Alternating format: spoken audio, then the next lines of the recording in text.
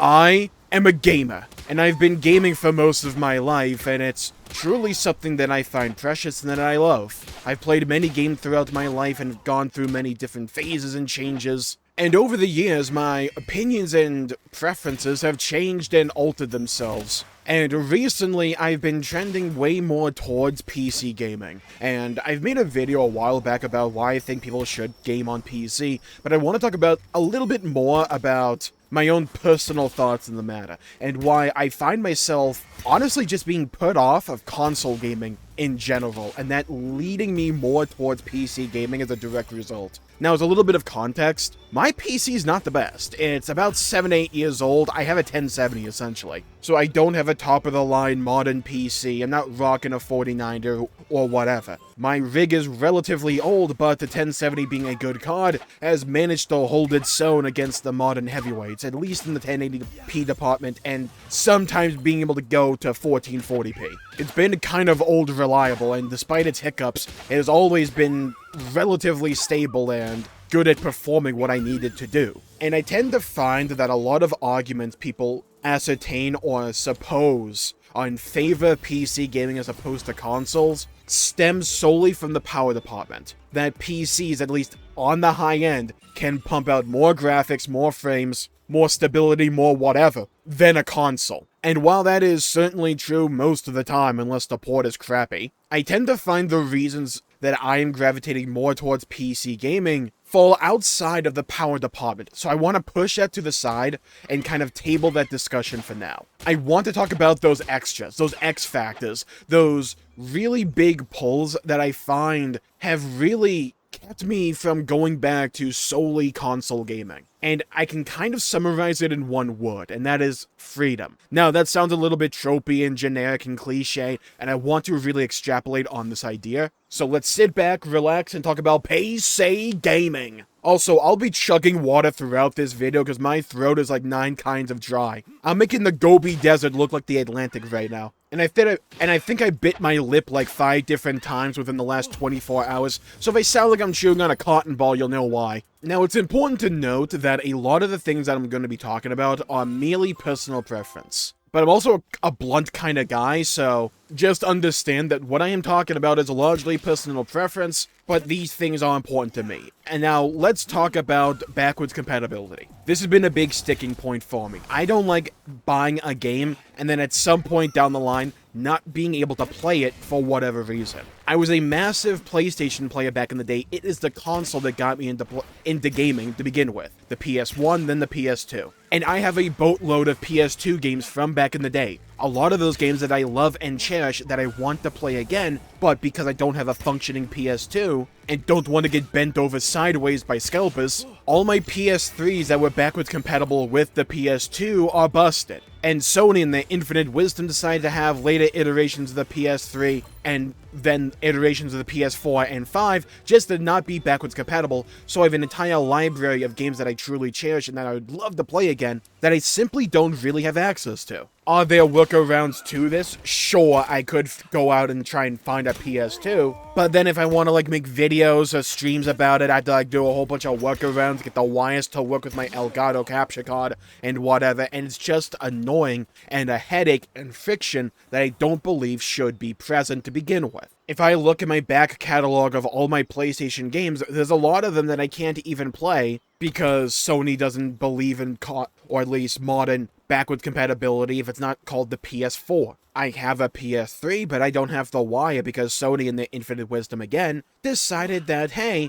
let's add some DRM to the PS3 so you can't really record off the thing. You need specific wires if you want to bypass this unblockable signal we have included. They managed to give you an ability in the PS4 and 5 to disable this, but not in the PS3. So if I want to play my PS3 and PS1 games on stream, I have to go out and find another wire or some workaround, and it's just a needless headache for no reason. Well, there is a reason, it's just a stupid reason. Xbox is decent in this regard because they at least manually went back one by one for all of these games and made it so you can play them backwards compatibly. But even then you're locked onto the hardware, and it kind of goes into that second aspect of freedom that I talked about before, which is one of the main reasons I find myself gravitating toward PC gaming more and more frequently. Because it's not just backwards compatibility and me being able to go to my Steam account or my Epic Games account or whatever, seeing all these games, old and new, and just being able to play them. Like, I have Half-Life 1 and Half-Life 2.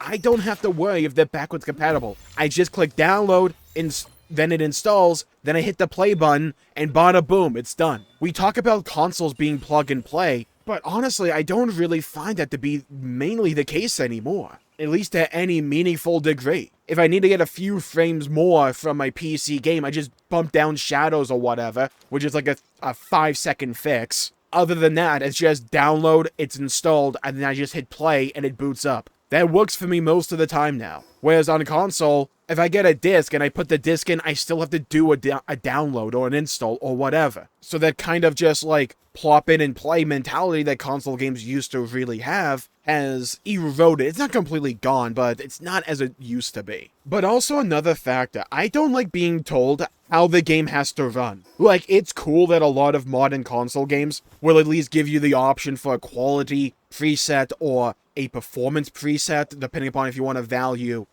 fidelity or frame rate. That's cool. And this may sound harsh because it kind of is, but I have a reading comprehension above a 3rd grade level. Just give me the individual options, and let me tailor make the experience to what I want and to what I value. That is something out of PC gaming that I really find engaging and, well, nice to have. I like having the option. If I just want to hit a preset, I can do that. If I want to go min-max my frame rate, I can also go do that if I want to. Or YOLO it and just leave it as is. It gives me the options to tailor make the experience to what I want. And as a consumer, at least, that is something that I do genuinely appreciate. For instance, and this is one of the biggest examples that I bring up a lot of the time, if I have a PS4 game and I want to get more output from it, I want higher frame rate or I want higher resolution, I have to hope and pray that they made a PS5 upgrade for it, and then they may have charged you for it. Whereas if I had the game on PC, so long as the game's not locked to 60 FPS, which some games do, but it's kind of like a shunned thing to do on PC. Some games will do it, but you're kind of an idiot if you do it. If I get an upgrade and a better rig, then I just get better performance. I don't have to like pay a $10 surcharge to utilize the capabilities of my machine. Persona 5 Royal is a big example for this. I'm also at the whims of the developer how they want to give you this upgrade. I have Persona 5 Royal on the PS4. I have the PS4 digital version of Persona 5 Royal. I can play the PS4 version on the PS5 with no real enhancements. But there's a PS5 version of Persona 5 Royal that is at 60 FPS. If I want to play that version, it's not even a matter of paying for a PS5 upgrade. I have to buy the game again at $60. As a PC gamer, or as someone who has PC gamed for a good chunk of time at this point, years and years, that's wildly stupid to me. What incentive do I have to play the console version from now on if I know this will be how I'm treated down the line, whereas I can just buy the PC version and not have to worry about this crap? And on top of that, there's likely to be mods to fix any performance issues, sometimes at least, that a game may have. If a game is locked at 60 FPS, there may well be a mod that someone out there made to unlock that performance. Now, it's not like all PC versions are great, but I'd rather just find out a game's PC port is fucking busted, move on with my life, than be treated like a cash cow down the line for a game I already own, and just want to play again with a little bit of a performance boost. If I want 60 FPS, I have to buy the PS5 version. I don't care about the DLC, I just care about 60 FPS. What, it's like $1 a frame rate? Not even. It's $2 every additional frame rate from the PS4 version. Because that's the only thing I care about for the PS5 version. Like I said before, some of these issues won't be that major for some people, and that's fine. We're all consumers, and we value different things. I can only say that these are the things that I'm valuing, and the things that are rubbing me the wrong way in recent years, and especially months. I don't really mod games on PC, but I have that functionality if I want to. I modded Final Fantasy IX with Mulgari Mod, a mod pack that someone out there made who like redrew by hand the backgrounds, made certain things 16:9 resolution instead of 4:3, and a whole bunch of other changes of quality of life that made FF9 infinitely better. Modding is a big thing on PC, and it's really cool to do it. Like, playing Minecraft on PC compared to console is a completely different experience. And it's one of those things where, if you haven't experienced it, it's hard to wrap your head around just how hard it can be to go back. But when you have experienced it, it's like the scales have fallen from your eyes. An actual good example of this is when consoles, especially with the PS5 and Xbox Series X consoles, this happened to a lesser extent with the PS4, Xbox One generation, but how people en masse started to care more about frame rate and 60 FPS baseline than ever before, because a lot of people, especially console gamers, were accustomed to 30 FPS, and when that is your norm and that is your usual, it doesn't affect you that much. But when you get exposed to 60 FPS far more conveniently, it's way harder to go back to 30 FPS because it's not just a visual thing. The games play better at 60. They play better at higher frame rates. That's not an opinion. And that's where a lot of people... That's a conversation for another day and that I've done before. Frame rate's not a subjective opinion. It's not like higher resolution, right? Well, it is like higher resolution, whereas you have more to work with. But frame rates affect the actual game and the mechanics. And it just, more often than not, I tend to find PC gaming to be more liberating and more free, giving me, the player, more options at my disposal. I don't have to worry about upgrading my PC and then half my games no longer being able to work. I just re-download my Steam account, bada bing bada boom, my games are right there. I don't have to worry about whatever some company wants to do, an upgraded edition. Sometimes you gotta worry about this, but if I want 60 FPS for a game, I can either most likely mod it or just reconfigure a few graphics options and get 60 FPS. I don't have to worry about, hey, I have to buy the game again or buy this meaningless, like, enhanced edition. Like PS5 enhanced, Xbox Series enhanced. Though Xbox tends to be better on this issue as well, because they're trying to bring people over from PlayStation and Nintendo, yada yada yada. And then you have other things like emulation. Like, I don't emulate. I've never emulated, really. In any meaningful capacity, at least. But, like, the possibility is there, and sometimes just having that possibility available to you is comforting. And funnily enough, I tend to find PC gaming to be cheaper in the long run than console gaming. I tend to find sales and deals are far better on PC than they are on console. Console's doing decent in this way nowadays, but it's no Steam sale, right? I get free games like every week for Epic, or at least from Epic. The amount of games I've gotten from them, by the way, is absolutely insane. Xbox Game Pass, PC Game Pass is really good in terms of being a deal. There's a bunch of free games on PC. Steam sales are insane. I got like 9 games for $80 at the last Steam sale. It's wild. And like good games as well, like Persona 4 Arena. I got like 3 Sonic games. I got Nier Automata. I got, what else? Dragon's Dogma. A whole bunch of games that I can put a ton of hours into for cheap. And that wasn't all inclusive. I got more games on top of that. Games that, unless like a media lands or whatever, or something happens to Gabe Newell, Steam's not gonna go anywhere. It's highly, highly unlikely that at some point Steam's just gonna be like, hey guys, pay us $60 to play your games, by the way. Like, it's unlikely that's ever gonna happen. My Steam library is going to be right there for me. If I want more frames or better performance, I can just upgrade my PC, and while, yeah, that's a higher upfront cost than just buying a $500 console or whatever, sure, you can make it up in the back end with the price of games, getting games on sale, being a smart consumer. And I have far more things at my disposal. I like gaming on mouse and keyboard. I find it comfortable. I find it more entertaining for some genres of games.